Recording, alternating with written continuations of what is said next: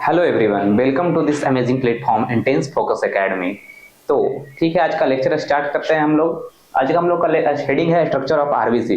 पिछले लेक्चर्स में हम लोगों ने देखा था प्लाज्मा प्रोटीन्स के बारे में और कुछ बातें आरबीसी के बारे में।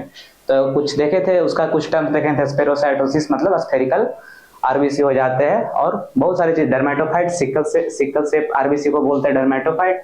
तो आज हम लोग आगे यही बढ़ेंगे, स्ट्रक्चर ऑफ आरबीसी। तो आरबीसी का शेप हम लोग डिस्कस किए हैं, बाई कनकेव शेप होता है और डबल डंबल शेप भी होता है। तो ये जो बना हुआ है ये बाई कनकेव शेप ही है, एक तरह से आप इसको इमेजिन कर सकते हैं। तो क्या बोले थे, आरबीसी का जो बीच में सेंटर थिकनेस होता है वो लेस होता है देन पेरिफेरल थिकनेस। तो वही, और जो आरबीसी है वो बना है बाइलिपिड लेयर से और इंटीग्रल कुछ प्रोटीन। इंटीग्रल प्रोटीन मतलब अंदर के लेयर पे कुछ प्रोटीन पाए जाएंगे, इंटीग्रल प्रोटीन होते हैं, उसको कहते हैं। बाइलिपिड लेयर आपको समझाया था, सेल मेम्ब्रेन हम लोग डिस्कस कर लिए। उसमें क्या था, LLP structure, LP structure, lipid protein and lipid protein structure. ठीक है, समझ आया। बाइलिपिड लेयर ये दिखाए हैं, दर्शाए हैं बाइलिपिड। इंटीग्रल प्रोटीन, कुछ इंटीग्रल प्रोटीन होते हैं जो आरबीसी की शेप को मेंटेन रखते हैं, जैसे कि 4.1 band protein, spectrin protein and ankyrin protein.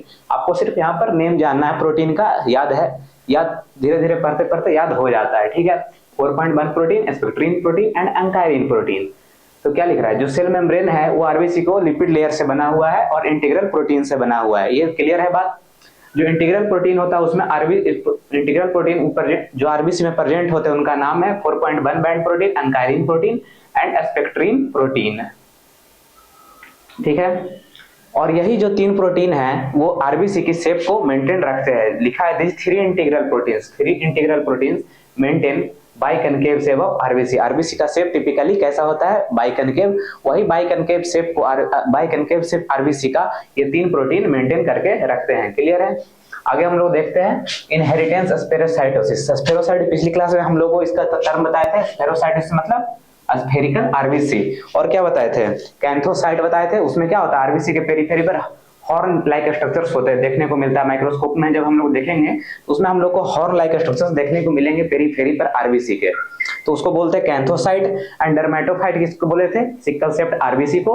और क्या एक नाम दिए थे, फ्रेगमेंटेड आरबीसी। फ्रेगमेंट मतलब फ्रेगमेंट्स की तरह दिखेंगे। ऐसे तो आप लोग माइक्रोस्कोप में दिखेंगे तो आपको एकदम शेप दिखेगा बाइकनकेव से, बीच में सेंटर ऐसा इसको दिखा नहीं सकते, मगर बीच में पतला दिखेगा और पेरिफेरी और स्मूथ दिखेगा। पर फ्रेगमेंटेड आरबीसी वो क्या दिखेगा, जैसे कि टूट चुका है, मतलब किसी चीज से टूट के अलग हुआ है। फ्रेगमेंटेड आरबीसी उसी को बोलते थे। इसको समझते हैं इनहेरिटेंस। इनहेरिटेंस आप लोग क्या होता है, मतलब समझते हैं इनहेरिटेंस मतलब ये फादर मतलब पेरेंट्स से ऑफस्प्रिंग में आएगा। तो वही लिखा है जेनेटिकली। अब स्फेरोसाइटोसिस हो गया, मतलब आरबीसी के शेप में कुछ दिक्कत है। पोइकिलोसाइटोसिस बोले थे, एबनॉर्मल शेप ऑफ आरबीसी।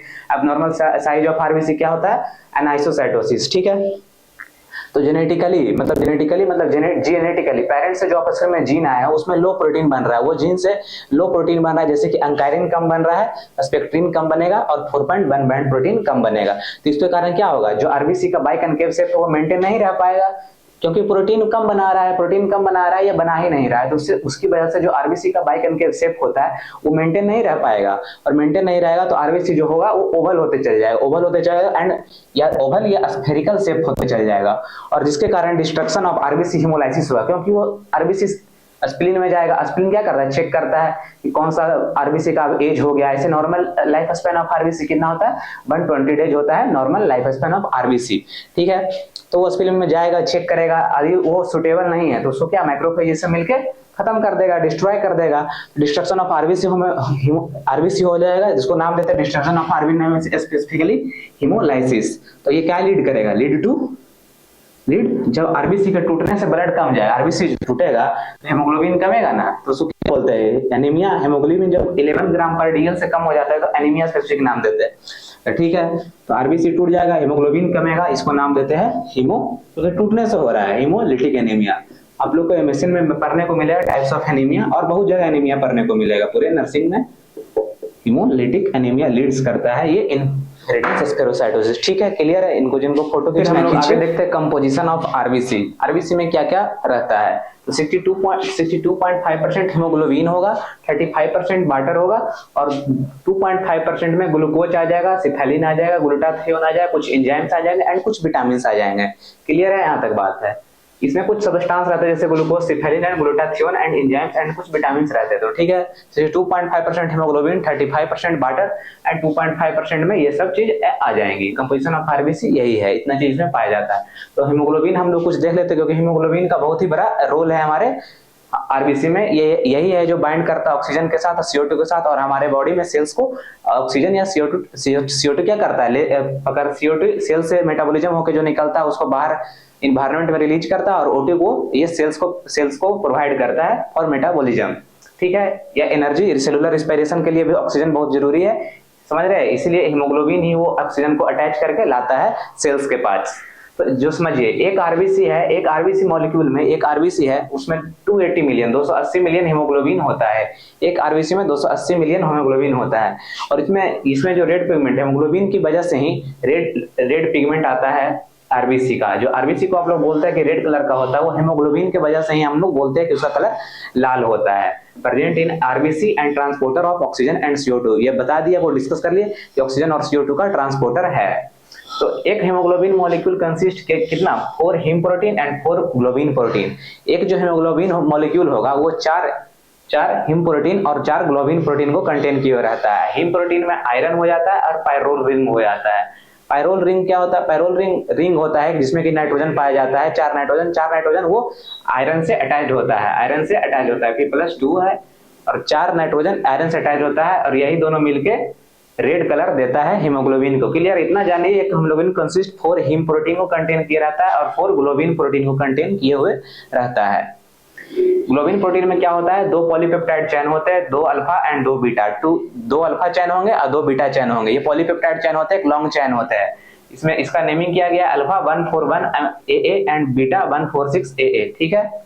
ये चेन बनाते हैं polypeptide chain, 2 alpha and 2 beta, ठीक है। क्लियर है, यहां तक बातें हैं। एक haemoglobin molecule consist 4 haem protein and 4 globin protein. अब आ जाइए, यही जो यहाँ पर लिखा है उसको यहाँ पर लैंग्वेज के सेंटेंस के फॉर्म में लिख दिया गया है। तो देखते हैं, 1 haemoglobin molecule contain 4 haem and 4 globin protein. एक हीमोग्लोबिन जो मॉलिक्यूल है वो 4 हीम और 4 ग्लोबिन प्रोटीन कंटेन किए हुए रहेगा।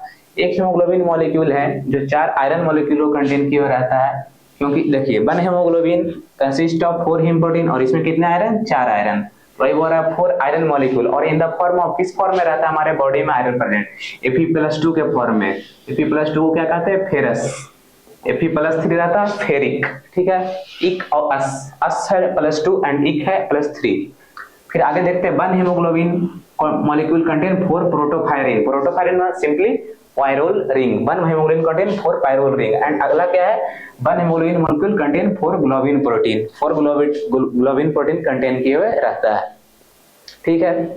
और यही बोल रहा है आगे कि एक जो हीमोग्लोबिन है, एक हीमोग्लोबिन है वो कोवैलेंटली 4 कोवैलेंसी कंटेन किए हुए रहता है, कोवैलेंट बॉन्ड बनाता है, और उसके सहारे उस ऑक्सीजन मॉलिक्यूल से जुड़ता है, ठीक है। यही लिख रहा है, 1 हीमोग्लोबिन मॉलिक्यूल है 4 कोवैलेंसी। कोई आपसे पूछे एक हीमोग्लोबिन है कितना कोवैलेंसी है, तो 4 कोवैलेंसी ऑक्सीजन के लिए, बाइंडिंग के लिए, 4 बाइंडिंग ऑक्सीजन मॉलिक्यूल। तो यही बोल रहा है, so each haemoglobin molecule bind 4 oxygen molecule. 1 haemoglobin bind 4 oxygen molecule, ठीक है। जब किसी बच्चे का बर्थ होता है, जिसको हम नियोनेट्स बोलते हैं, तो उसमें जो हीमोग्लोबिन का जो रेंज पाया जाता है वो 22 ग्राम पर डेल प्रेजेंट होता है एट बर्थ के समय। किसी न्यूनेट में आपसे पूछा जाए कि फीटल हीमोग्लोबिन कितना ज्यादा होता है कि कम होता है, तो उसमें आप बोलिएगा ज्यादा होता है as an compare to adult, ठीक है। एडल्ट में कितना होता है, 12 से 16 ग्राम पर डीएल। मेल का बॉडी सरफेस एरिया है ज्यादा है, तो उसमें थोड़ा ज्यादा देखने को मिलेगा, 14 से 16 ग्राम पर डीएल, और फीमेल में 12 से 14 ग्राम पर डीएल, ठीक है। इतना जो बातें लिखी हैं आपको समझ में आ रही हैं, आई है तो ठीक है, ठीक है। आगे हम लोग देखते हैं टाइप्स ऑफ हीमोग्लोबिन। हीमोग्लोबिन के कितने प्रकार होते हैं। तो पहला है एडल्ट हीमोग्लोबिन। एडल्ट हीमोग्लोबिन है, एडल्ट हीमोग्लोबिन इसको रिप्रेजेंट करते हैं HbA1। इसका टाइप्स होते हैं HbA1 एंड HbA2। तो मोस्ट ऑफ द एडल्ट्स में जो पाए जाते हैं हीमोग्लोबिन वो HbA1 है। ये 97% एडल्ट पॉपुलेशन में पाए जाते हैं। 97% एडल्ट पॉपुलेशन में HbA1 पाया जाता है। और इसमें जो चैन बन रहा है, ग्लोबिन प्रोटीन जो बन रहा था वो बनता है normally 2 alpha and 2 beta chain. और जो HbA2 है, HbA2 बहुत ही कम पॉपुलेशन में हम लोग को देखने को मिलता है HbA2। ये इसका जो है इसीलिए परसेंटेज है 3% ऑफ टोटल पॉपुलेशन में ये पाया जाएगा HbA2। और ये कौन सा चेन बनाएगा, जो ग्लोबिन प्रोटीन का चेन पॉलीपेप्टाइड चेन बनाया था वो 2 अल्फा से, और इसको कौन सा नाम देते हैं, delta. 2 alpha and 2 delta chain से बनता है HbA2। समझ रहे हैं? तो आप लोग इसका अर्थ समझिए, HbA1 एंड HbO2 पाए जाते हैं एडल्ट हेमोग्लोबिन में। तो जो हम लोग जब ब्लड हम लोग चढ़ाते हैं, एक डोनर होता है और एक रिसीवर होता है। जो पेशेंट है वो ज्यादातर रिसीवर ही होता है और डोनर हेल्दी मैन होते हैं, हेल्दी वुमेन होते हैं, ठीक है। तो क्रॉस मैचिंग का नाम सुने हैं। क्रॉस मैचिंग में क्या करते हैं, जिनको चढ़ाना है और जो खून दे रहे हैं सेम ब्लड, या हम जो ब्लड बैंक से ब्लड ले रहे हैं उनको क्रॉस मैच मारते हैं, उनको मिलाना होता है, उनको उनका सीरम मिलाते हैं और उनका ब्लड मिलाते हैं और देखते हैं कि उसमें एग्लूटिनेशन हुआ है कि नहीं। यदि एग्लूटिनेशन हुआ है तो वो सुटेबल नहीं है चढ़ाने के लिए। समझ रहे हैं बात को? समझिए, वो सुटेबल नहीं है, तो इसी वजह से चढ़ाते हैं कि इसमें बहुत सारे प्रकार होते हैं, HbA1 एंड HbA2 प्रकार होते हैं और बहुत कम चांस है कि HbO2 रहेगा। और यदि डोनर को या रिसीवर को HbA1 है तो क्या कर जाएगा, एग्लूटिनेशन शो करेगा, तो ये दिक्कत करेगा, ठीक है। एडल्ट हेमोग्लोबिन सीधा जानिए HbA1 and HbA2 two type के एडल्ट हेमोग्लोबिन होते हैं। HbA1 में भी बहुत तरह का होता है, further HbA1a small a, HbA1a small b, HbA1 small c, इसके भी फर्दर टाइप्स हैं, ठीक है। उतना हम लोग को नहीं जानना है, जितना जानना है ये याद रखिए आप। फिर अगला कौन सा है, एडल्ट हेमोग्लोबिन हो गया, और दूसरा क्या होगा, फीटल हेमोग्लोबिन। H को रिप्रेजेंट करते हैं HbF से। तो जो फीटल हेमोग्लोबिन है वो 6 महीने बाद बदल जाता है HbA1 एडल्ट हेमोग्लोबिन में, ठीक है। 6 महीने बाद एडल्ट हेमोग्लोबिन में बदल जाता है फीटल हेमोग्लोबिन। तो अब यही लाइन लिखा हुआ है, जो फीटल हेमोग्लोबिन है वो कन्वर्ट हो जाता है adult haemoglobin with in 6 months of birth. 6 महीने जन्म लेने के बाद, 6 महीने के बाद जो फीटल का हेमोग्लोबिन है वह कन्वर्ट हो जाता है एडल्ट हेमोग्लोबिन में। जिसे को कुछ कंजेनाइटल एनोमलीज है, जैसे कि सिकल सेल, या इसमें जो आरबीसी का शेप होता है वो सिकल शेप हो जाता है। एप्लास्टिक एनीमिया, एप्लास्टिक एनीमिया क्या होता है, एप्लास्टिक एनीमिया कुछ बोन मैरो में डैमेज आ जाता है जिसके कारण एनफ आरबीसी नहीं प्रोड्यूस होता है, तो वो होता है एप्लास्टिक एनीमिया। थैलेसीमिया, थैलेसीमिया में क्या होता है, ऑक्सीजन कैरिंग कैपेसिटी कम जाता है। ये जो सिम्टम्स है वो 6 महीने जब होता है फीटल हेमोग्लोबिन में देखने को नहीं मिलेगा, will not appear earlier with in 6 months, वही हो रहा है। कोई कंजेनाइटल एनिमलीज है जैसे कि sickle cell anaemia, aplastic anaemia और थैलेसीमिया, ये हम लोग को अर्लियर 6 मंथ्स के अंदर देखने को नहीं मिलेगा, उसके बाद देखने को मिलेगा ये सिम्टम्स, ठीक है। फीटल हेमोग्लोबिन जो होता है वो कंसिस्ट करता है 2 अल्फा एंड 2 गामा चैन, ठीक है। Foetal haemoglobin 2 alpha and 2 gamma chain, adult haemoglobin 2 alpha and 2 beta chain. यदि आपसे स्पेसिफिक HbA2 का पूछा जाए तो बोलिएगा 2 अल्फा प्लस 2 डेल्टा चैन, ठीक है। जो गामा चैन है वो ज्यादा 2 times more affinity than beta chain. जो अल्फा चैन है वह बीटा चैन से 2 टाइम गुना ज्यादा एफिनिटी रखता है ऑक्सीजन से बाइंड होने के लिए, तो इसीलिए फीटल को ज्यादा ऑक्सीजन का कैरी हो देखते जल्दी जल्दी सांस लेता है। तो गामा चैन है जिसका एफिनिटी 2 टाइम ज्यादा होता है बीटा चैन से ऑक्सीजन से बाइंड करने की, ठीक है, समझ में आ गया। और एक थर्ड तरह का है HbS, इसको बोलते हैं सिकल हेमोग्लोबिन। इसमें कुछ नहीं होता है, जहां 2 अल्फा प्लस 2 बीटा है तो बीटा चैन होता है, वहां पर 6th पोजीशन पे मॉडिफिकेशन हो जाता है। 6th पोजीशन पे हम लोग को मॉडिफिकेशन हो जाता है और जो अमीनो एसिड है ग्लूटामेट वो रिप्लेस्ड हो जाता है वैलिन से। Glutamate is replaced bye valine. आप लोग ये पढ़ते आ रहे होंगे, एनसीईआरटी 11 12 में पढ़ते हैं ना, GAG is replaced by GUG, GAG is replaced by, याद करते हुए गूग। ये एग्जाम में पूछा बहुत जाता है, बहुत फेमस क्वेश्चन है HbS सिकल हेमोग्लोबिन का। यहाँ पर क्या होता है, 6th पोजीशन में बीटा चैन में जहां ग्लूटामेट रहता है वहां पर वैलिन रिप्लेस कर देता है और इसके कारण हम लोग को हेमोग्लोबिन आरबीसी का शेप जो है वो देखने को मिलता है सिकल शेप, उसी को बोलते हैं HbS सिकल हेमोग्लोबिन, ठीक है। टाइप्स ऑफ हेमोग्लोबिन क्लियर है, ठीक है। फिर हम लोग समझते हैं production of RBC. RBC produce कैसे होता है, आरबीसी प्रोड्यूस कैसे होता है, जैसे कि एम्ब्रियो से और जैसे फीटल और एडल्ट में कैसे होता है, ठीक है। तो फीटल लाइफ में देखते हैं जो आरबीसी का प्रोडक्शन होता है वो स्टार्ट होता है यॉल्क सैक से। यॉल्क सैक कैसे बनता है, यॉल्क सैक हमारे एम्ब्रियो कैसे बनता है, एक ब्लास्टोसिस्ट होता है, उसमें ब्लास्टोसिस्ट में क्या होता है, trophoblast and inner cell mass. जो ट्रोफोब्लास्ट है वो तो चारों तरफ जो लेयर बना रहा है वो इनर सेल मास है। जो इनर सेल मास है वो डिफरेंशिएट करता है बाइलेमिनर डिस्क में। बाइलेमिनर डिस्क में वो बनाता है हाइपोब्लास्ट एंड इपीब्लास्ट। जो इपीब्लास्ट है जो बनाता है यॉल्क सैक, और जो हाइपोब्लास्ट नीचे का पार्ट है वो एमनियन बनाता है, ठीक है, क्लियर है। जानना आप लोग जानेंगे ये जब पढ़ेंगे आप लोग रिप्रोडक्टिव सिस्टम या मिड्स ऑफ गायनी में। यॉल्क सैक कैसे बना समझ में आ गया। इनर सेल मास होता है, इनर सेल मास डिवाइड करता है epiblast, hypoblast forms amnion and epiblast forms yolk sac. तो जो फीटस में होता है, जो हमारे एम्ब्रियोनिक पीरियड में है, जो फीटस बॉम्ब के अंदर है, मदर के पेट के अंदर है, वो अपना आरबीसी प्रोडक्शन यॉल्क सैक से करता है। तो production of white blood cell and platelets start from 2nd month.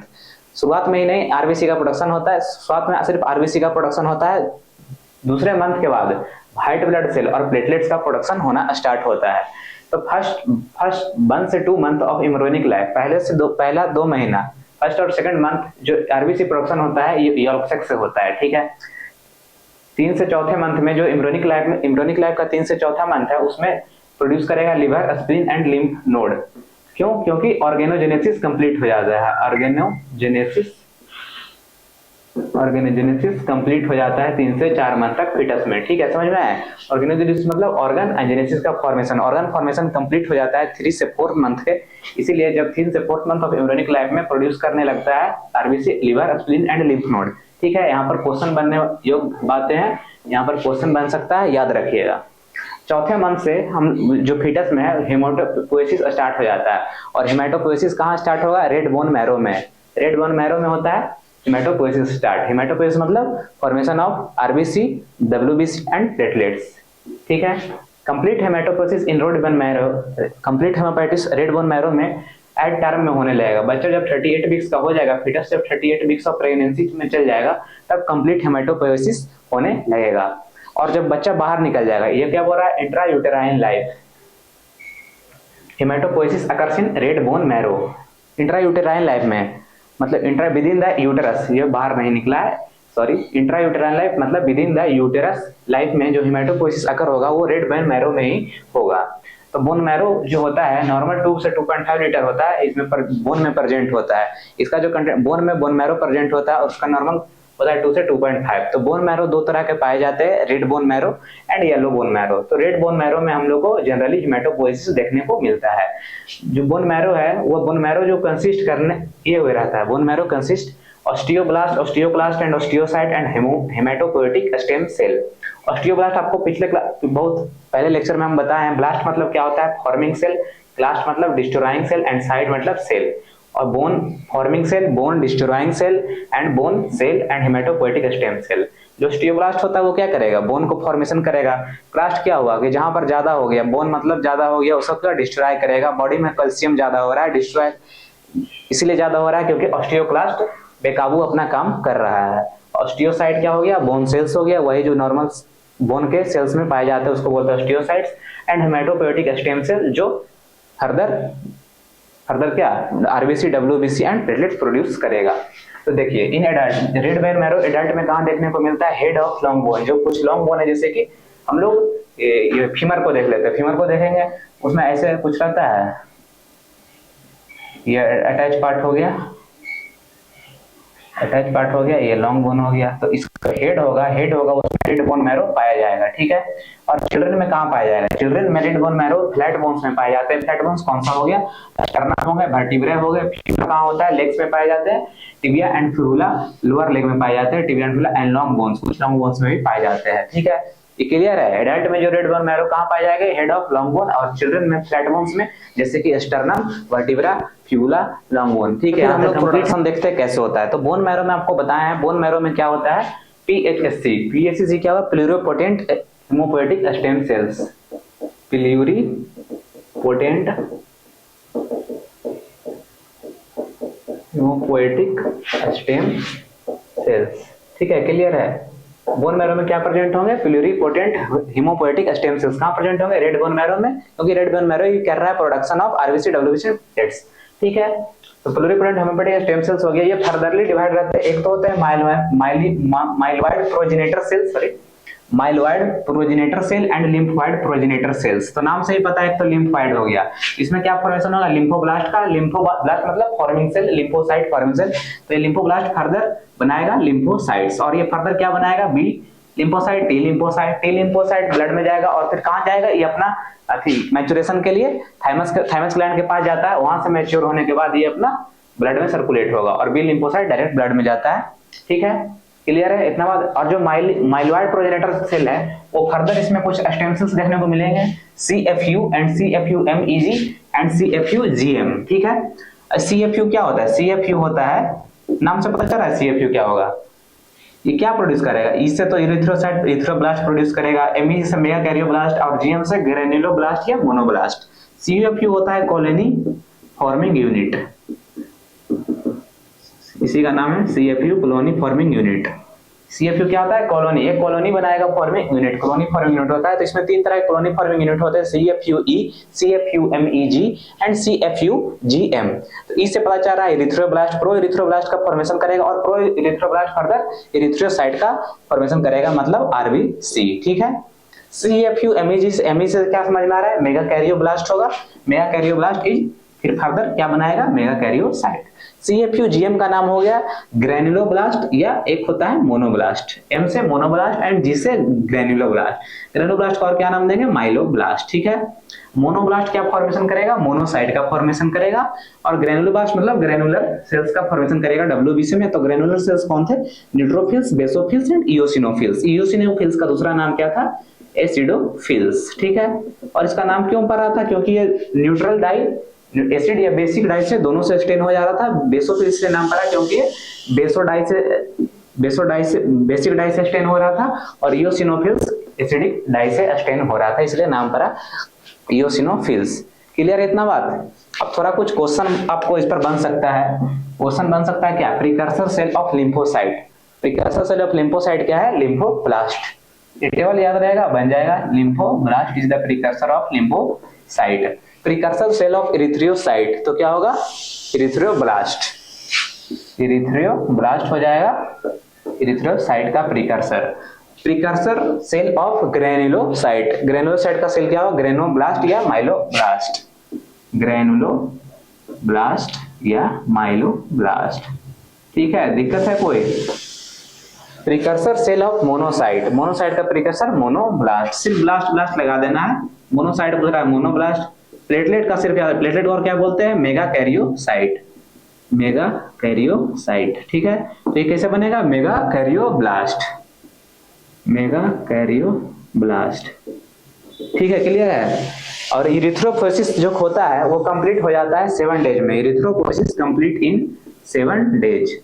जो इरिथ्रोपोएसिस का जो फॉर्मेशन है, पूरा प्रोसेस है, वह 7 डेज में कंप्लीट हो जाता है और वह सर्कुलेशन में आ जाता है। ठीक है। आगे हम लोग देखते हैं कैसे कैसे इरिथ्रोब्लास्ट का RBC का प्रोडक्शन ऑफ RBC कैसे होता है। ये क्या है? Production of RBC। आपको बताया प्रोडक्शन ऑफ RBC का प्रोडक्शन कहाँ होता है? बोन मैरो में। और बोन मैरो वो भी कहाँ? Red bone marrow. तो बोन में जो होगा रेड बोन मैरो प्रेजेंट होगा। पिछले में हम लोग डिस्कस किए रेड बोन मैरो क्या कंटेंट किए हुए रहेगा? Myeloid progenitor cell and lymphoid progenitor cell. तो माइलॉइड प्रोजेनेटर सेल में colony forming unit erythroid E होगा, जिसको बोलते ई रिप्रेजेंट्स इरिथ्रोब्लास्ट। ठीक है।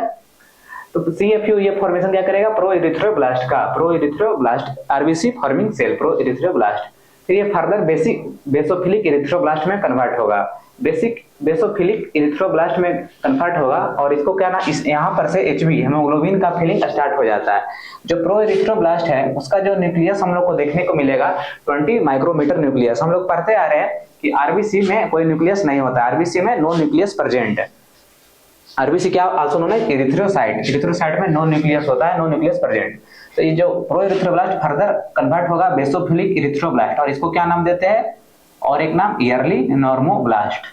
ठीक है। नॉर्मोब्लास्ट, ईयरली नॉर्मोब्लास्ट नाम दे रहे हैं क्योंकि जो प्रो इरिथ्रोब्लास्ट है उसमें जो 20 माइक्रोमीटर न्यूक्लियस होगा ये श्रिंक करते जाएगा। फर्दर जो कन्वर्ट होगा फर्दर स्टेजेस में जो न्यूक्लियस होता है वो श्रिंक करते जाता है।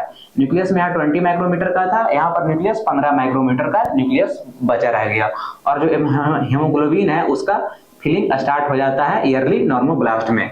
और ये फर्दर कन्वर्ट होता है पॉलीक्रोमिक इरिथ्रोब्लास्ट। यहाँ पर जो बेसोफिलिक आ रहा है नाम कलर से आ रहा है, HB यहाँ पर थोड़ा कम है तो बेसोफिलिक बेसिक तरह का दिखाई देगा। और यहाँ पर पॉलीक्रोमिक मतलब पॉली बहुत तरह का कलर, बहुत HB आ जाएगा तो थोड़ा कलर हम लोग को डिनोट होने लगेगा, थोड़ा रेड कलर का थोड़ा डिनोट होने लगेगा। और इसको क्या नाम देंगे? पॉलीक्रोमिक इरिथ्रोब्लास्ट का नाम देंगे इंटरमीडिएट नॉर्मोब्लास्ट। Intermediate normoblast. ठीक है। इंटरमीडिएट नॉर्मोब्लास्ट नाम देंगे और इसमें हेमोग्लोबिन का फर्दर फॉर्मेशन होगा और न्यूक्लियस फर्दर श्रिंक करते जाएगा और हो जाएगा 12 माइक्रोमीटर का। यही है जो यहाँ पर क्वेश्चन बन सकता है कि क्या क्या होगा। यहाँ पर 20 माइक्रोमीटर का न्यूक्लियस बचेगा, 15 माइक्रोमीटर न्यूक्लियस बचेगा, पॉलीक्रोमिक इरिथ्रोब्लास्ट में 12 माइक्रोमीटर का और फर्दर एक होता है ऑर्थोक्रोमिक इरिथ्रोब्लास्ट। ऑर्थोक्रोमिक इरिथ्रोब्लास्ट को क्या नाम देंगे? Late normoblast. तो नॉर्मोब्लास्ट कितने स्टेज में है? एक तो ईयरली, एक इंटरमीडिएट एंड लेट नॉर्मोब्लास्ट। जो ऑर्थोक्रोमिक एरिथ्रोब्लास्ट होगा उसमें और ज्यादा हेमोग्लोबिन का फिलिंग हो जाएगा, बहुत सारा फिलिंग हो जाएगा और न्यूक्लियस और भी श्रिंक कर जाएगा और बचेगा 10 माइक्रोमीटर का। तो 20 से कहां तक आ गया, 10 माइक्रोमीटर तक, ठीक है। और इसमें हेमोग्लोबिन बहुत ज्यादा फर जाएगा और हम लोग का इसको साइटोप्लाज्म पिंक पिंक कलर का देखने को मिलेगा, ठीक है। इसीलिए नाम देते हैं ऑर्थोक्रोमिक एरिथ्रोब्लास्ट। और फिर इसके बाद ये सब चीज बोन में हो रहा है, रेड बोन मैरो में हो रहा है। और ऑर्थोक्रोमिक ब्लास्ट फर्दर कन्वर्ट हो जाएगा रेटिकुलोसाइट, रेटिकुलोसाइट आ जाएगा सर्कुलेशन में, ब्लड सर्कुलेशन में आ जाएगा रेटिकुलोसाइट। और इसका साइज बताए थे आपको, टिपिकल आरबीसी का साइज जो होता है वो 7.2 माइक्रोमीटर होता है। रेंज आपसे पूछा जाए तो 7 से 8 माइक्रोमीटर आप लोग बोलिएगा। और इसमें क्या होगा, न्यूक्लियस एब्सेंट होगा। और इसका शेप कैसा होगा, स्फेरिकल आरबीसी। और रेटिकुलोसाइट फर्दर बदल जाएगा एरिथ्रोसाइट में, एरिथ्रोसाइट को ही बोलते हैं आरबीसी। आरबीसी का shape dumbbell shape, disc shape या biconcave shape, typical biconcave shape. इसका भी साइज 7 से 1 माइक्रोमीटर, न्यूक्लियस एब्सेंट। तो जो सर्कुलेशन में है रेटिकुलोसाइट, एरिथ्रोसाइट दोनों प्रेजेंट होगा, पर दोनों में एक ही डिफरेंस देखने को मिलेगा। जो रेटिकुलोसाइट का जो शेप है वो स्फेरिकल देखने को मिलेगा या ओवल शेप देखने को मिलेगा, पर जो एरिथ्रोसाइट का शेप है वो बाइकनकेव देखने को मिलेगा या डंबल या डिस्क शेप। वही कह रहा है reticulocyte and erythrocyte both present in circulation, दोनों सर्कुलेशन में प्रेजेंट होंगे। बोथ आर नॉन न्यूक्लिएटेड, दोनों में न्यूक्लियस नहीं है, दोनों में न्यूक्लियस नहीं है, बोथ आर नॉन न्यूक्लिएटेड।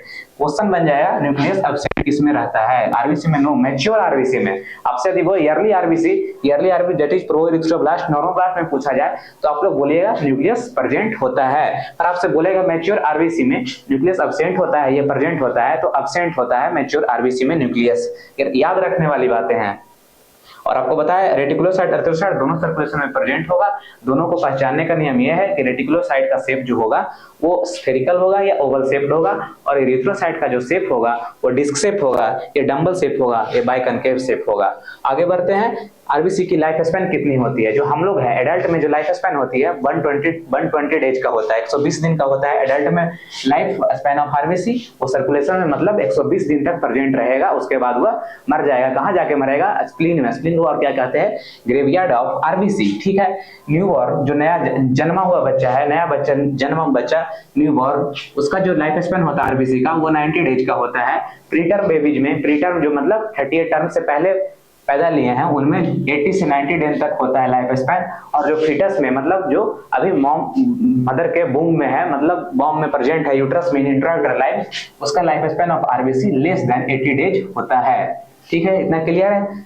यहाँ तक आपको एडल्ट टिपिकली यहाँ ज्यादा पूछा जाएगा कि एडल्ट का लाइफ स्पैन कितना होता है 120 डेज, और न्यूबॉर्न का पूछा जाए तो 90 डेज बता देना है, 1 महीना कम होता है न्यूबॉर्न में, ठीक है। डिस्ट्रक्शन ऑफ आरबीसी, आरबीसी का डिस्ट्रक्शन अब कहाँ होता है, तो स्प्लीन को हम डिस्कस किया। Spleen is known as graveyard of RBC. RBC का ग्रेवयार्ड है, कब्र है। आरबीसी का कब्र कौन कहलाता है, स्प्लीन। क्वेश्चन जनरल नॉलेज, ठीक है। Spleen also known as blood bank of body. Spleen क्या है, ब्लड बैंक ऑफ बॉडी है। जैसे कि बाहर हम लोग ब्लड बैंक चला रहे हैं, वैसे ही बॉडी का ब्लड बैंक कौन है, स्प्लीन। बॉडी का ब्लड बैंक कौन है, स्प्लीन, यही प्रोवाइड कर रहा है ब्लड। स्प्लीन जो होता है वो एक रेटिकुलो एंडोथेलियल सेल कंटेन किए हुए रहता है, जो कि स्प्लीन मैक्रोफेज कंटेन करता है। और वो क्या करता है, मैक्रोफेज ये करेगा डिस्ट्रक्शन ऑफ ओल्डर आरबीसी। जैसे देखिए यहाँ पर रेटिकुलो एंडोथेलियल सेल ये कहाँ प्रेजेंट होगा, reticulo endothelial present in spleen. Reticulo endothelial question बन सकता है, reticulo endothelial cells present in spleen. और ये क्या कंटेन किया रहता है, स्प्लीन माइक्रोफेजेज, स्प्लीन माइक्रोफेजेज, ठीक है। स्प्लीन माइक्रोफेज क्या करेगा, ओल्डर आरबीसी या एज जो आरबीसी है उसको किल करेगा। क्यों किल करेगा, क्योंकि जो क्या होगा ओल्डर आरबीसी में क्या होता है, डिक्रीज प्रोटीन हो जाता है। और डिक्रीज प्रोटीन होगा तो वो अपना जो शेप है वो प्रॉपर मेंटेन नहीं करेगा, जो बाइकनकेव शेप है वो बदल जाएगा स्फेरिकल शेप में। और इसके वजह से क्या होगा, destruction of RBC that leads to haemolytic anaemia. और कोई मतलब ये तो नेचुरल प्रोसेस हो गया, उसमें प्रोटीन कम रहा है, उसका मेम्ब्रेन इंटेग्रिटी, जो मेम्ब्रेन है वो शार्प है, वो मेम्ब्रेन इंटेग्रिटी कम रहा है, उसके वजह से ओल्डर एज आरबीसी में ये प्रोसेस चलेगा। और यदि कोई जब दिक्कत हो जाए बॉडी में, कोई मतलब इनहेरिटेंस स्क्लेरोसाइटोसिस आपको बताए थे एक जगह, उसमें क्या होगा फर्दर वो सही करके स्प्लीन उसको चेक करेगा और डिस्ट्रक्शन ऑफ आरबीसी करेगा, उसमें देखने को मिलेगा कोई डिसऑर्डर में जहाँ टूटने की वजह से एनीमिया, ब्लड का कमी हो रहा है, आरबीसी की कमी, हीमोग्लोबिन का कमी देखने को मिले, उसको बोलते हैं हेमोलिटिक एनीमिया। यहाँ तक क्लियर है आपको? स्प्लीन के लिए स्प्लीन कंटेन किया रहता है रेटिकुलो एंडोथेलियल सेल, जो कि स्प्लीन मैक्रोफेज कंटेन करता है और वही डिस्ट्रक्शन ऑफ आरबीसी में मदद करता है। स्प्लीन को और क्या कहते हैं? ग्रेवयार्ड ऑफ आरबीसी, और क्या कहते हैं? Blood bank of body. ठीक है, यहाँ तक क्लियर है? प्रोडक्शन ऑफ आरबीसी का स्टेजेस समझ गए? होता है नॉर्मोब्लास्ट, रेटिकुलोसाइट, इरिथ्रोब्लास्ट। बोलिएगा pro erythroblast, normoblast, reticulocyte, erythrocyte. Normoblast further divided into early normoblast, intermediate normoblast, late normoblast. इन तीनों में जो प्रो इरिथ्रोब्लास्ट से न्यूक्लियस का श्रिंकेज होना स्टार्ट हो जाता है और हीमोग्लोबिन फिलिंग स्टार्ट हो जाता है। कहां से? Yearly normoblast, that is basophilic erythroblast. आज का लेक्चर यही है, यहीं पर हम लोग खत्म करते हैं। आपको जो भी दिक्कत हो, क्यूरी हो, वो कमेंट बॉक्स में पूछा कीजिए, उसको हम लोग सॉल्व करने का प्रयास करेंगे। ठीक है, धन्यवाद, थैंक यू, पढ़ते रहिए।